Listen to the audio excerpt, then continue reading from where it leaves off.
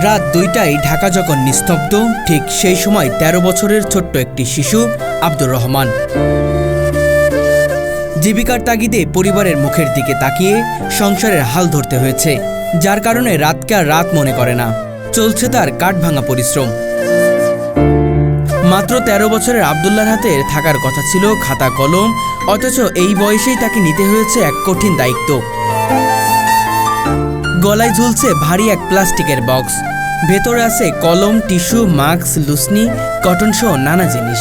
এগুলো নিয়েই সে ঢাকা শহরে রাস্তায় রাস্তায় ফেরি করে বেড়ায়। যা বিক্রি হয় তা দিয়ে সংসার চলে। আমার ওই যে দুটো ছোট ভাই আছে, একটা বোন আছে। আমার আব্বু আবার অসুস্থ, তো আমার আম্মু আবার কাজকর্ম করতে পারে না ওই ভাইটি নিয়ে। এখন আমি যদি কর্ম করে আমার ভাই বোনদের খাওয়াই বা একটু লেখাপড়া করাই, বড় হয়ে তারাও আমাকে খাওয়াবে, আমাকে সহযোগিতা করবে। আমার আম্মু আব্বুকে তখন আর নিচে হতে হবে না যে গরিবের ভাই গরিব হয়েছে, বড় লোক আর হয়নি। পড়ালেখা করে যদি ওরা একটু টাকা পয়সা কামাইতে পারে, এখন নাহলে কষ্টতে আছে, তখন পড়ালেখা করে আর সুখে থাকবে। তখন কইবে যে ভাই আমাদের যে তোর পড়ালেখা করাইছে, সুখে রাখছে, তখন আমার লিগা দোয়া করবে। আব্দুর রহমানের বাবা হৃদরোগে আক্রান্ত, কোনো কাজ করতে পারে না।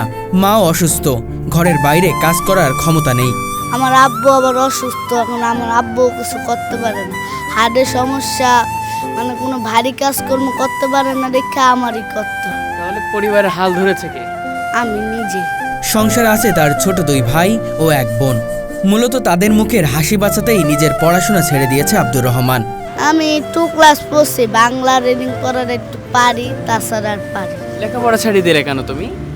লেখাপড়া ছেড়ে দিছি। আগে আমার আব্বু যে সময় লেখাপড়া করছে, সে সময় আমার আব্বু ভালো ছিল। এখন আমার আব্বু অসুস্থ, এখন সংসারে হাল ধরতে পারে নাই, সেই লেগে আমার ধরা লাগছে, এর লেগে আমি লেখাপড়া ছাড়তে হয়েছে।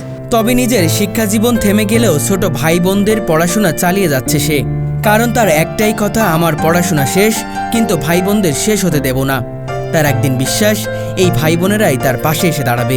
এখন একটু কষ্ট করলে কেষ্ট মিলবে। এখন ব্যাগও যদি এখন খাওয়াই পড়াই, তাহলে এই কষ্টটাই আমার ওই যে উপরে গেলে আল্লাহ দেখবে। গায়ে পাঞ্জাবি, মাথায় টুপি, 5 ওয়াক্ত নামাজ তার অভ্যাস। ফেরির মাঝেই যখন আজান শোনা যায়, সঙ্গে সঙ্গে ছুটে যান নামাজ পড়তে। 5 অক্টোবর যখন বিক্রি করি, তখন আজান দিলেই মসজিদে চলে যায় নামাজ পড়তে। বিকাল 5টা থেকে রাত 2টা-3টা পর্যন্ত চলে তার এই সংগ্রাম। আমি বিকাল 5টায় বাইরাই, রাইতে 1:30-2টা বাজে যাই। চিন্তা তো করে, চিন্তা অবশ্যই আছে। এখন বাসায়